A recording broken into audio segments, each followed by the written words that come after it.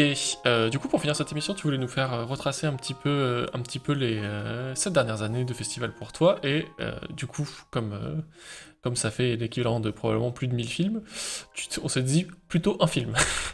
Et donc, on va commencer en 2017 avec le film L'exilé du temps.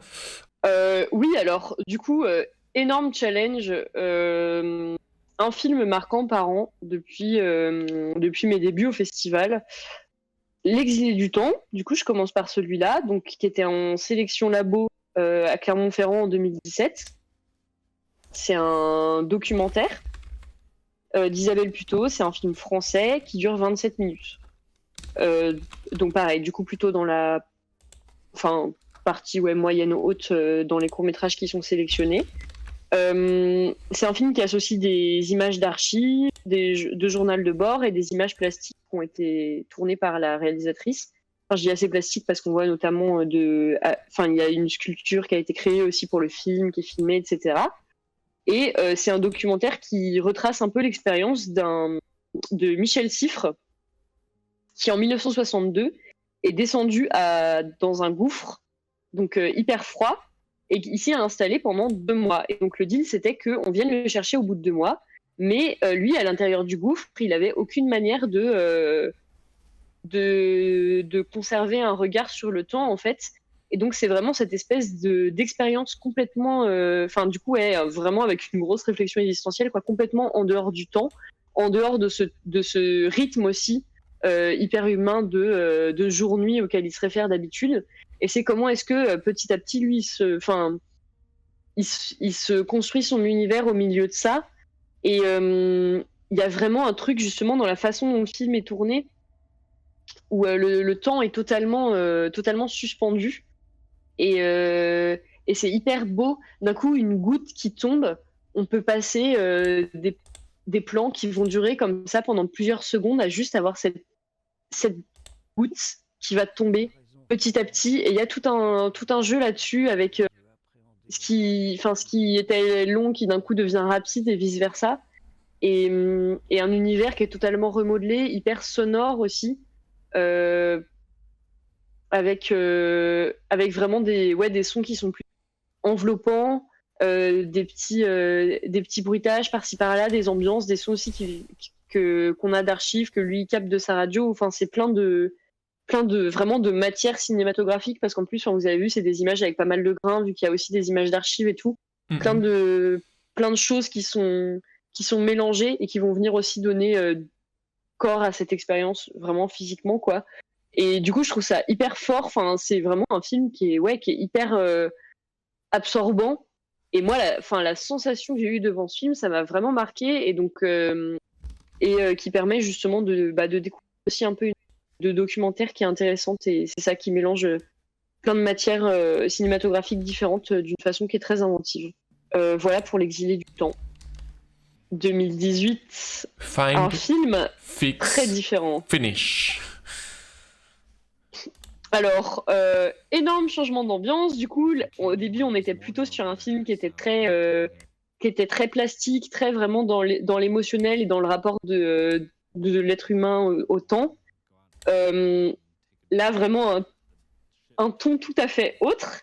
Fine Fix Finish, donc un film de Sylvain Clusia et Mila Jutenko, un film américain de 20 minutes qui donne la parole à 3 pilotes de drones américains qui parlent d'opérations clandestines réalisées par drone, commandées par le gouvernement des USA. Donc en fait, Find, Fix, Finish, c'est la consigne que ces personnes avaient. Find, trouver, fix, cibler en gros, et finish, c'est éliminer, quoi. Euh, c'est une forme de guerre contre le terrorisme, du coup, qui est montrée via, comme vous voyez dans la bande-annonce, uniquement des images de. Et du coup, autant dans le film précédent, il y avait un truc où on était très proche justement de la Terre, de chaque matière, où on avait vraiment le temps de tout observer et tout. Là, c'est vraiment une vue du ciel avec les gens qui ont l'air de. On adopte complètement le point de vue du drone. Et il y a un truc un peu de déconnexion à la réalité, comme si on regardait des fourmis. Il y a quelque chose d'hyper froid. Il y a vraiment une espèce de Ouais, il y a vraiment cette idée de machine mortelle, en fait, qui se met en route, quoi. Et quand les victimes, elles sont éliminées, elles disparaissent. Enfin, c'est comme des pixels sur un écran, quoi. Mm. Donc c'est un film qui est assez sobre, en fait, dans sa forme, et en même temps qui est hyper politique, du coup. Et c'est ça, il y a vraiment ce truc de déshumanisation aussi, parce que c'est vraiment des personnes qui vont surveiller pendant super longtemps euh, des gens avant de les éliminer. Et du coup, il y a vraiment un truc d'intimité des gens qui est observé aussi avec des gestes du quotidien, mais qui perdent totalement leur sens. Tu vois, genre ils sont en mode, oui, on les regarde pisser, on les regarde baiser, on les regarde bouffer. Enfin, genre, enfin, ouais, c'est ça, c'est une espèce de détachement total. C'est assez spécial. Ensuite, le seul film de la sélection que j'ai vu dans ma grande culture. Mais je crois que nous l'avons vu ensemble, d'ailleurs, en présence de son réalisateur. Tout Oh simplement. bah moi je l'avais vu, j'ai dit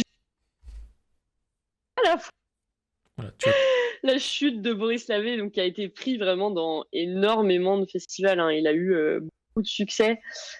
Donc Boris Lavé, 14 minutes, un film français encore, qui a été fait en encre animée, si je dis pas de bêtises, qu'il avait, je pense, peut-être passé en négatif après.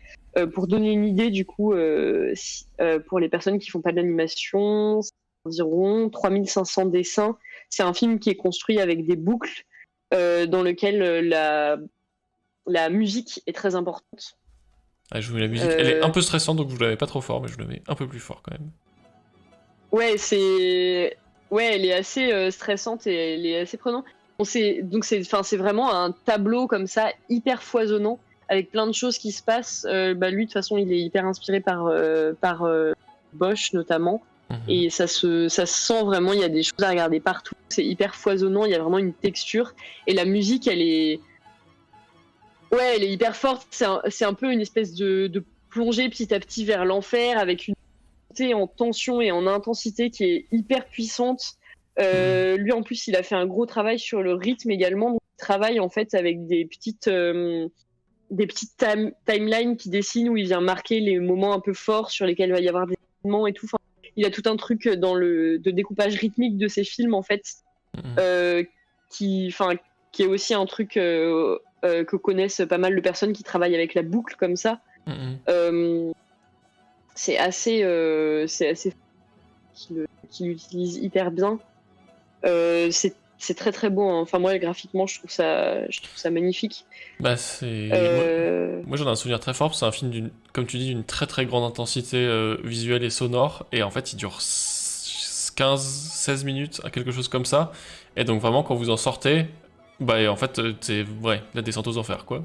Genre, tu ressors, hmm, t'es essoufflé de ce film, et en même temps, c'est genre, tu décroches pas, parce que c'est. Le mouvement permanent crée vraiment ce truc hypnotique. C'est un film qui est entièrement muet aussi, donc on est vraiment juste dans la contemplation de waouh, ouais, c'est quand ça vraiment s'arrête, quand ça juste commence. de la musique, ouais. Euh, et ce qui est assez marrant aussi, c'est que du coup, c'est un réalisateur qui a fait l'EMCA, l'école des métiers du cinéma d'animation à Angoulême. Et en fait, pour son film de diplôme, il n'avait pas envie de faire un gros film. Du coup, il s'est dit plutôt, je vais faire 4 petits films. Et il avait aussi fait une expo avec des amis en parallèle. Et je me demande s'il n'avait pas projeté de ses films dans l'expo aussi. Et c'est assez. Enfin, c'est vraiment un truc qui a marqué son travail aussi, d'avoir vraiment cette partie exposée. Il travaille aussi pas mal en art contemporain, il fait des installations. Et il a aussi ce truc de faire plein de petits films qui vont être un peu complémentaires et des morceaux d'un même projet. Ensuite, on retourne sur du cinéma live, si je ne m'abuse, avec Yes. et du cinéma queer, qui sont les deux également, sur Capramor. Comment le prononcer? Qui a l'air Bah, vas-y, dis.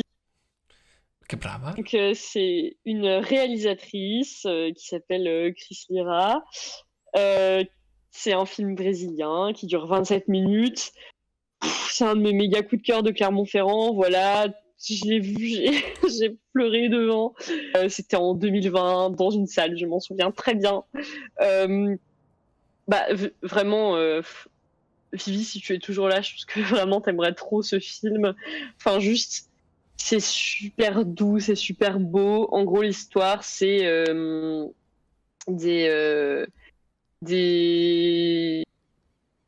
de Sao Paulo qui voyagent jusqu'à une plage déserte pour aller fêter le nouvel an là-bas. Et en gros, oui, je suis toujours là, cool.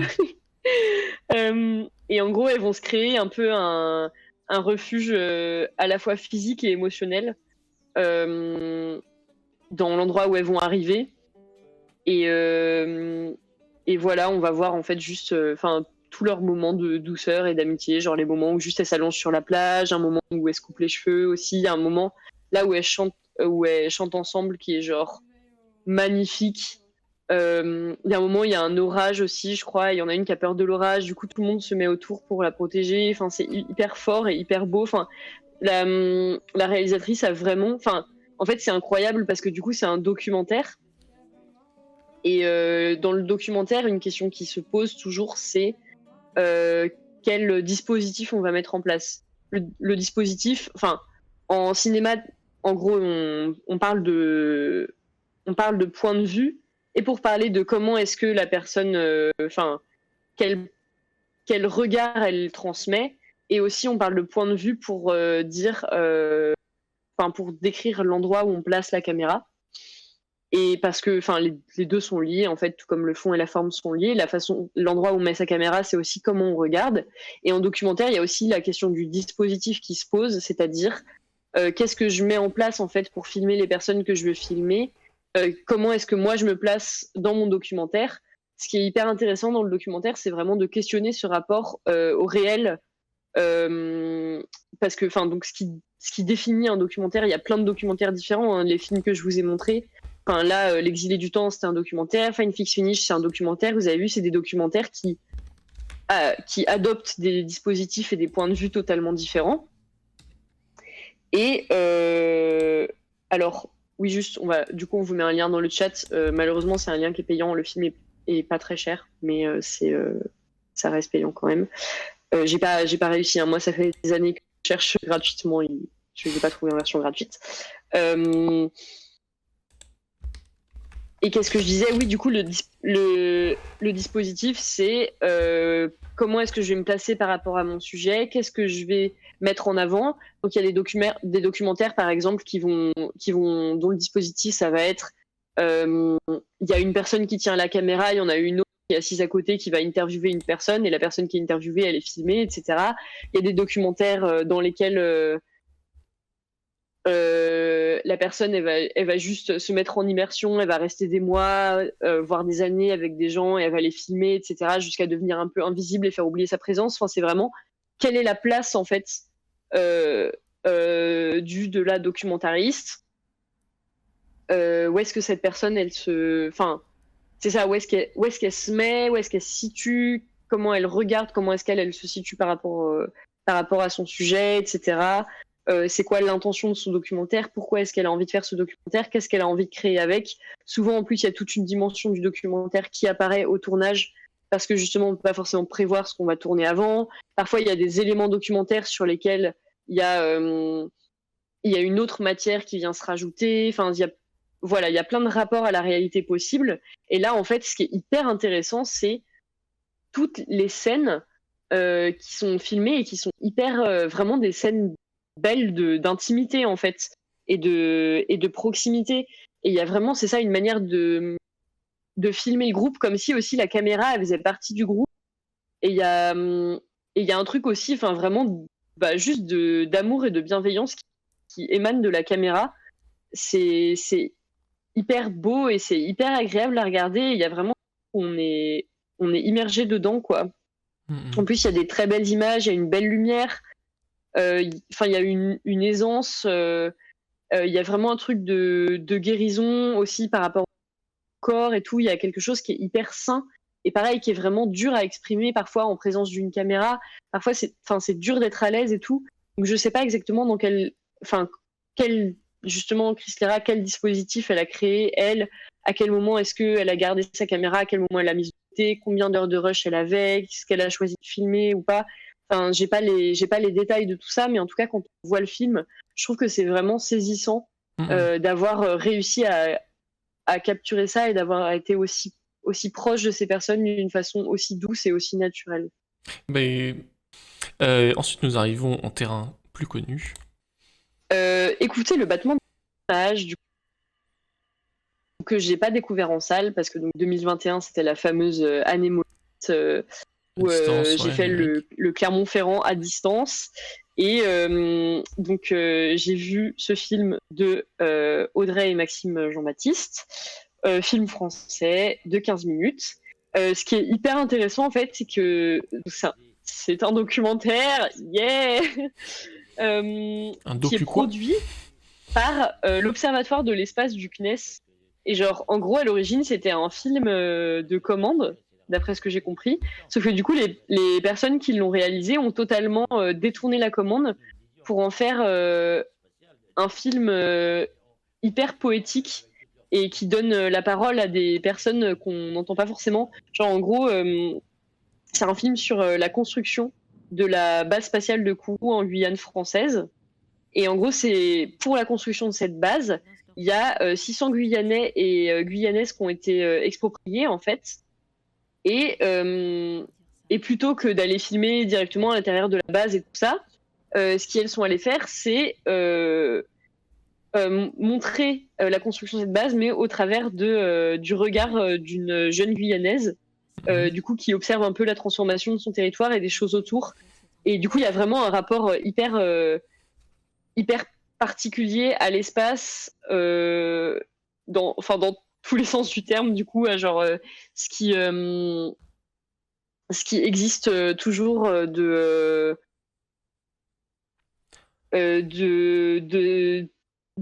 ce qu'il y avait autour de la base en fait, et des maisons et de la forêt, et ce qu'il n'y a plus, et du fait aussi que justement c'est une base qui a été créée pour observer l'espace. Donc il y a tout un rapport entre les choses les unes par rapport aux autres. Et ouais, il y a vraiment une grande poésie, et pareil, il y a des très très belles images qui mélangent un peu des choses, et du coup voilà, je trouve ça marrant de s'être approprié un peu cette commande de cette manière, quoi. C'est curieux, ça donne envie de voir tout le travail de détournement. En plus, c'est sur un sujet vraiment intéressant. Et pour finir, tu vas nous parler d'un tout dernier court-métrage dans une technique mixte. On retourne sur de l'animation. Sorti en 2022, Love Dad, aussi sélectionné au TIFF. Donc, c'est parti. J'ai vu là, mais je trouve que le papier découpé, c'est vraiment trop joli. Donc vas-y. Ouais, c'est hyper joli. Mais c'est marrant, en fait, je suis en train de dire, j'avais mis en 2023 et... Je l'ai squeezé. Je l'ai squeezé. Non, mais moi aussi, j'avais complètement oublié en plus. Enfin bref. Du coup, Love Dad, qu'est-ce que c'est ? C'est un film qui a été fait c'est une coprode de République tchèque-Slovaquie. C'est un film de Diana Kam van Nooyen. Et l'histoire, c'est une jeune femme qui retrouve dans une boîte des lettres écrites par son père 15 ans plus tôt, alors qu'il était en prison. Et du coup, elle décide de répondre. Et c'est un peu... En fait, c'est un peu un mélange de... du coup, un peu des souvenirs qu'elle a avec lui, et de lui, comment est-ce qu'il essaye de revenir vers elle au travers des lettres. Et il y a une grande... j'avais trouvé ça hyper émouvant, la façon dont elle l'abordait, et comment elle venait le rendre visuellement, du coup, parce qu'on a vraiment des visuels, c'est ça, des lettres qui défilent et qui ont été utilisées aussi dans l'animation. Et il y a un truc assez puissant dans le fait de voir du coup l'écriture de son père à l'écran, et il y a tout un jeu aussi sur les mots qui vont être récurrents ou les trucs comme ça. Pareil, le fait qu'il signe justement Love Dad, d'où le nom du court-métrage. Et ouais, du coup, c'est assez fort. Et du coup, voilà, je ne peux que vous recommander de le voir. Et comme il est disponible en ligne, eh bien, ça tombe bien. Alors, commençons par le commencement. C'est un court-métrage. C'est un documentaire. C'est un, c'est un documentaire, bien sûr, de Gala Lopez. C'est un film français qui dure 38 minutes et vraiment, je vous jure, on ne les sent pas passer. Et de quoi ça parle? C'est un film qui parle d'un... Enfin, en gros, ça commence par une lettre de suicide qui est publiée par un incel sur Reddit avec pour titre «L'Amérique est responsable de ma mort». Alors, qu'est-ce que c'est, Léopold, qu'est-ce que c'est Reddit? Reddit, c'est un réseau de néo-terroristes.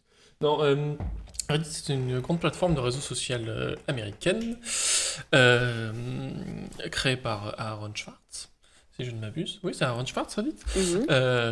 Aux alentours de 2005. Et au tout début, c'était une plateforme de partage c'était une plateforme de partage de liens. Et finalement, c'est devenu un espèce de communauté. Et en fait, le système dont ça fonctionne, c'est que ça fonctionne en bulles non communicantes où chaque bulle de Reddit est constituée autour de ce qu'on appelle des subreddits, donc des sous-reddits qui sont regroupés par, en gros, centres d'intérêt. Il y en a qui sont des très larges, genre actualité, ou football, ou sport, ou livres, ou films.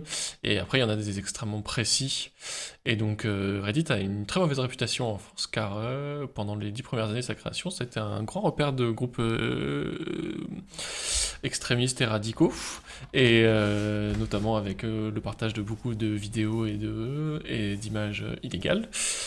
Mais ça a été rattrapé ces dernières années par la nouvelle direction et beaucoup de censure, mais c'est un espèce de 4chan. À une époque, ça a été très proche d'une espèce de 4chan, et notamment il y avait des grands Reddit dédiés à des discussions entre incels, qui sont un groupe social. Je fais les incels aussi. Non, moi je voulais faire les incels. Mais tu Bon peux bah, faire les incels si tu veux parce que t'as pas beaucoup parlé. ok. Ah bah super. Les incels, c'est un autre mouvement qui s'est créé sur Internet. Alors pour la petite histoire, c'était créé par une femme, mais ça a été très rapidement repris par des groupes de mecs très masculins, voire très misogynes, voire complètement problématiques, puisqu'en fait c'est des communautés qui gèrent des terroristes, hein, on va le dire clairement. Euh, et donc incel, ça veut dire involontaire, c'est célibataire involontaire, mais célibataire involontaire dans le sens nous sommes célibataires mais nous n'avons pas choisi, c'est la faute à la société si nous sommes célibataires. Donc c'est des groupes de personnes généralement très frustrées sexuellement et socialement, qui ont viré de on est seul et triste à on est seul et triste mais c'est la faute des autres et du monde entier, et notamment c'est la faute des femmes. Et malheureusement, ça s'est cristallisé en plusieurs actes terroristes, notamment au Canada, mais aux États-Unis et parfois en France aussi, euh, de féminicides de masse. Et donc voilà, les incels, c'est une communauté qui est extrêmement toxique sur Internet. Donc voilà, c'est parmi les pires communautés d'Internet. Voilà. C'était bien. C'est super. Du coup, un incel qui publie une lettre de suicide sur la plateforme Reddit. La réalisatrice qui est dans ses heures sombres et qui est en mode, mais qui lit ses mots et qui est hyper touchée par ce qu'il a écrit, et du coup qui se dit mais d'où ça vient, comment est-ce que lui il en arrive à ce point-là où il dit ça, et je vais essayer de le retrouver.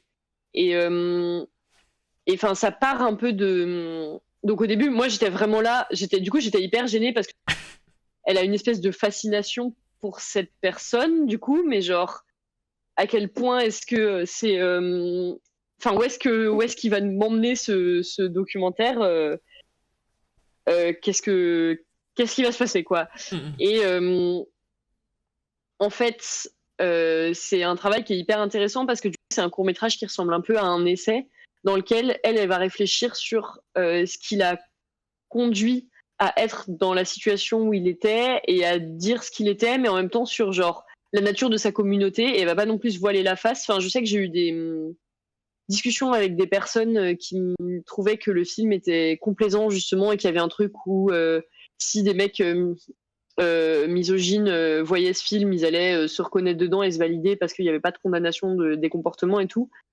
Bah, il n'y a pas de morale en mode c'est pas mal, mais il n'est pas non plus dans l'empathie totale avec cette incel où il dit pas qu'il a raison et il montre quand même à quel point, et c'est affirmé à quel point c'est une communauté qui est toxique et qui est misogyne, etc. Donc c'est pas encouragé non plus comme comportement. Et en fait, la forme du film, elle fonctionne vraiment bien. Du coup, c'est un film écran, donc c'est-à-dire que c'est un film dans lequel où on se projette dans l'écran d'une personne, on passe de vidéos à d'autres et tout ça, et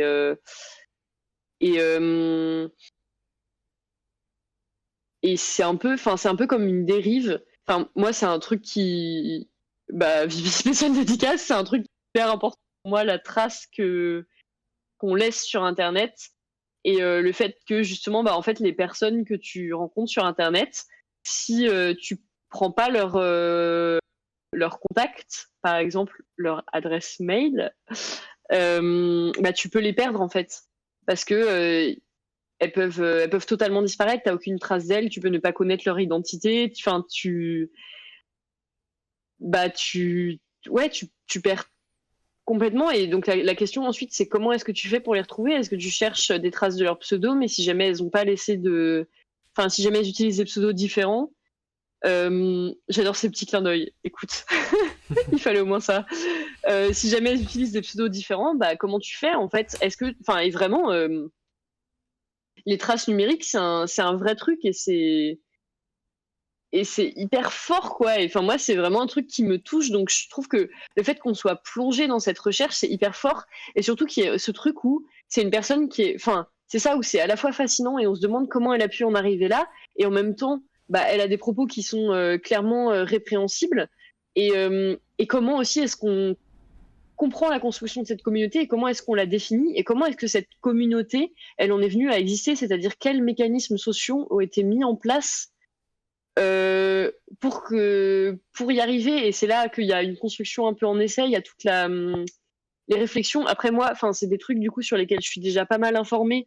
Donc moi, le documentaire s'est arrêté, clairement j'étais là en mode non mais en fait je veux 2 heures de parce que moi j'avais envie que ce soit poussé encore plus loin dans la mesure où parfois il y a des pistes de pensée. Donc par exemple il y a toute une interrogation sur le fonctionnement de l'algorithme de Tinder qui rate un peu les profils. Vous lirez des choses sur le fonctionnement de l'algorithme de Tinder. J'avais ami qui avait fait une thèse dessus, c'est assez incroyable. Dans justement tout ce qui est, il y a plus de mecs que de meufs. Du coup, pour les hétéros, du coup, il y a des mecs qui vont jamais se retrouver sans personne parce qu'ils vont se retrouver dans le bas du panier, parce qu'ils vont être ratés bas par l'algorithme de Tinder, parce que Tinder va rater les gens et mettre les gens qui ont le même ratings ensemble et tout ça. Et comment est-ce que cette solitude, en fait, elle est aussi développée par des applis qui se disent des applis de rencontre qui sont censées faire en sorte justement que les gens se rencontrent. Et du coup, bref, il y a plein de réflexions comme ça hyper intéressantes sur comment est-ce qu'en fait le numérique il va déterminer qui on est et comment est-ce qu'on peut se connecter avec les autres. Et en même temps, comment est-ce qu'on peut se retrouver seul? Et justement, elle cherche finalement un peu à se reconnecter à lui, à essayer de le comprendre et à retrouver ses traces, mais en même temps, elle est complètement distante de lui. Et je sais pas, il y a un peu tout ça qui vient se rencontrer. Après, j'aurais bien aimé, parce qu'au début, elle est un peu en mode, mais pourquoi il n'y a pas de femmes aussi dans cette communauté? Parce que moi aussi, je suis celle, et en fait, c'est pas un truc qu'elle va développer. Et on sent que son rapport émotionnel à son sujet, il est hyper important pour elle, et il l'a conduite aussi à faire ce film. Mais c'est pas des choses où elle va rentrer dans les détails. Du coup, je trouve que ça me manque un peu de ce point de vue-là. Et aussi, moi, du coup, pour avoir vu beaucoup de films labo à Clermont-Ferrand et pas mal de films écran aussi, ou qui utilisaient certains outils numériques pour montrer des choses, je trouve que dans la forme, j'aurais bien aimé que ce soit encore un peu plus personnel et un peu plus inventif, parce que y a rien qui m'a surpris non plus énormément. En fait, moi, j'aurais trop voulu vraiment. Je veux un long métrage d'1 h 30, 2 heures, où vraiment elle explore ça à fond, que ça va encore plus loin dans les réflexions qu'elle a et dans le visuel et dans son rapport au sujet. Mais en vrai, ce film, il est déjà hyper marquant. Et ce qui est intéressant, c'est justement toutes les discussions qui déclenchent et tout le questionnement autour du point de vue et de son point de vue à elle. Moi, je sais que, enfin, si j'avais aussi très envie de le voir, ce film, c'est parce qu'avant, j'avais des amis qui m'avaient dit, ouais, il y a un film là, dans la séance labo 4, qui est hyper bizarre, je sais pas si c'est dérangeant ou si c'est bien, vraiment ça me perturbe et tout. Et du coup, j'étais là en mode, waouh, j'ai trop envie de voir ce film. Qu'est-ce que c'est que ce film qui déclenche autant de réactions? Et du coup, ça pour moi aussi, enfin, c'est un film marquant. Et je trouve que, enfin, c'est ça. En fait, c'est tellement compliqué aussi. Et c'est tellement des réflexions qui sont actuelles que même en ayant, c'est ça, un peu des petits trucs de narration ou de forme où j'aurais aimé qu'elle aille plus loin ou que ce soit plus personnel, je trouve que déjà c'est genre ultra fort et ultra intéressant et ultra marquant. Enfin, pareil, ça, je sais que c'est un film dont je vais me souvenir. Et bah, vu que c'était le principe de faire un film marquant par an, du coup, c'est celui-là que je vous propose pour 2023. Mais vraiment, ouais, bah, Vivi, j'espère que tu auras l'occasion de le voir. Pour le moment, non, il n'y a pas de lien. Parce que justement, c'est un film qui fait le tour des festivals et qui vient juste d'être bah, montré à Clermont-Ferrand. Donc je pense il a encore une bonne vie en festival. Euh, Après, la réalisatrice, du coup, elle est artiste-chercheuse et elle est doctorante à Paris 8. Donc il est possible qu'elle envoie son film dans des festivals à Paris ou Dieu, ou que elle le ou qu'il y ait des projections. Donc moi j'essaierai de garder l'œil ouvert, si jamais il y en a, ou si jamais à un moment il y a un lien qui est disponible, même momentanément, il y a une chaîne qui diffuse, ou voilà, on vous refera signe ici dans le stream notamment, et Vivi, je pourrais te l'envoyer si tu veux. Mais ouais, voilà, et c'est une série d'essais expérimentaux avec des réflexions sur la représentation de la masculinité contemporaine sur Internet. Donc, enfin, c'est aussi celui-là, il me donne vraiment envie de voir les suivants, quoi. Et je me dis si ça c'est le premier, j'ai très hâte de voir la suite, de ses recherches, la suite de ses réflexions et la suite de justement la façon dont elle travaille et dont elle le met en scène aussi. Enfin, je pense que, ça va être passionnant, quoi. Ok. Et bah super. Moi j'ajoute juste en une ligne que si le sujet des incels et de la radicalisation des hommes sur internet vous intéresse, il y a une youtubeuse trans qui s'appelle ContraPoint qui a fait des très très bonnes vidéos dessus, dont tout le travail est disponible sur YouTube. Je vous laisse aller chercher ça. Eh bien, tout ceci sonne le glas de la fin de l'émission. Bravo. Et B, quel morceau?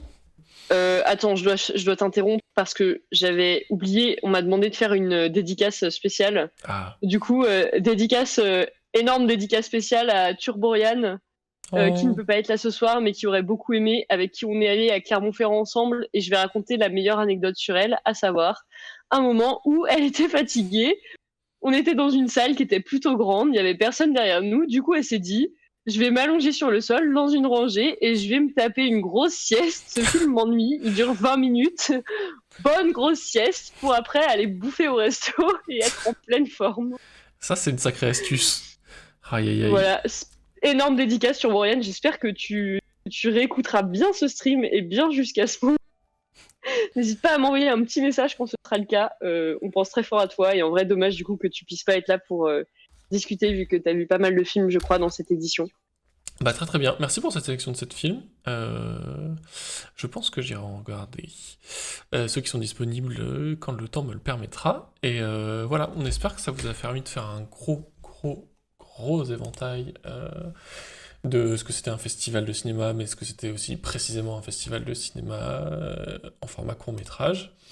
Que ça va vous donner envie de découvrir des nouvelles choses, parce que c'est principalement ça le but de ce stream, et aussi de vous amener à vous poser des questions sur ce qu'on regarde, comment on le consomme, et qu'est-ce qu'on en garde en nous, parce que c'est très important, quoi, dans la question de l'art et de ce qu'on... de comment on réagit par rapport à sa vision et à sa lecture. Et Voilà, j'espère que cette émission vous a beaucoup plu. En tout cas, c'était très très très chouette à faire. Vraiment, ça fait trop plaisir. On a pris une petite pause et ça nous a quand même pas mal manqué, hein. Je parle pour moi, mais je pense que je parle pour toi aussi. Oui, Euh, on peut le dire. Ça fait plaisir d'être avec vous. Vous avez vu on est un peu plus reposé peut-être en ce moment. On a plus d'énergie et moi je profite de mes douces vacances pour vous monter des gros sujets. Voilà. Voilà. Oh my Écoute, god. merci beaucoup Elliot. Merci beaucoup Elliot d'être venu nous présenter tout ça, de faire tout ce retour d'expérience. C'est vraiment hyper hyper intéressant d'avoir quelqu'un qui y est allé, qui a participé et qui voit l'évolution au fil des années, quoi. Donc merci beaucoup d'avoir partagé tout ça avec nous. C'était vraiment trop trop cool. Et puis c'est toujours super cool de faire cette émission tous les deux, quoi. Genre c'est trop bien. Oh, mais merci à vous. Trop chou, vraiment vous êtes trop chou dans le chat et genre bah Ouais, merci Léo. En vrai c'est trop cool d'avoir pu faire cette émission avec toi. C'était grave intéressant. Moi j'aime trop en plus m'emporter parce que j'ai vu des films trop cool et je suis en mode allez voir ces films. Mais ouais non vraiment bah j'espère que ça vous a plu. N'hésitez pas à dire si au niveau du rythme ça allait. Enfin, globalement, voilà, donnez-nous vos avis si vous avez envie, on les recevra avec plaisir. Et puis nous, en tout cas, ça nous fait super plaisir de préparer ça pour vous, en fait, tout simplement. Je pense que, enfin, comme disait Léo, pour nous, c'est important d'essayer d'avoir un regard, voilà, sur un peu sur ce qui se fait et de vous proposer ce que nous on trouve. Après, ça reste toujours limité aux recherches qu'on peut faire dans le temps où on peut faire ou à nos points de vue aussi, à tout ce qu'on voit pas, ce dont on se rend pas compte. Enfin, je pense qu'il y a aussi des choses qu'on manque, où il y a des choses qui bougent et qui évoluent. Et merci. voilà, dites-nous tout si Ouais, vous avez envie. ça nous fait très plaisir que vous venez. Donc dites-nous comment faire encore plus plaisir. Et voilà, bah merci beaucoup tout le monde. Merci d'être venu jusqu'au bout. Merci aux gens qui nous écoutent plus tard. On vous fait des gros bisous. Reposez-vous bien, prenez bien soin de vous. Et bah, du coup, j'espère, pour les personnes qui seront là, on se retrouve la semaine prochaine pour un sujet croustille. Bisous Twitch.